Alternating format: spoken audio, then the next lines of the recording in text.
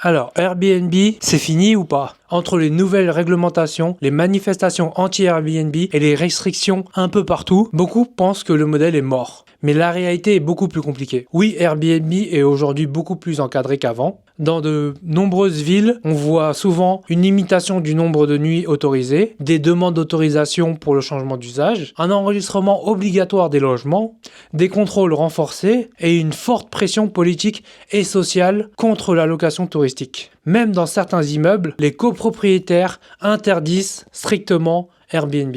Donc le Airbnb facile, sans règles, avec des rentabilités multipliées par 3 ou 4, c'est clairement terminé. Mais ça ne veut pas dire que Airbnb n'a plus aucun intérêt. Il reste très pertinent dans certains usages. Louer son appartement quand on part en vacances, combler des périodes de vacances entre deux locations, booster la rentabilité lors d'événements exceptionnels comme des festivals ou des salons, ou générer un complément de revenus quand on dispose de chambres en plus. Airbnb reste aussi intéressant en mode professionnel, dans certaines zones très touristiques ou dans des marchés très tendus avec peu d'offres hôtelières. Le modèle peut rester très rentable à condition de respecter strictement la réglementation locale. Airbnb n'est donc plus aussi libre d'usage qu'avant, mais ça reste un acteur majeur avec un vrai avenir solide devant lui. Donc on peut dire que Airbnb n'est pas mort, il est simplement devenu plus sélectif et avant de se lancer, il faut absolument vérifier la réglementation locale avant même de regarder la rentabilité possible. Si vous avez des questions sur la réglementation locale, vous pouvez les poser sur omea.tech. Et vous, comment est-ce que vous rentabilisez votre bien aujourd'hui ?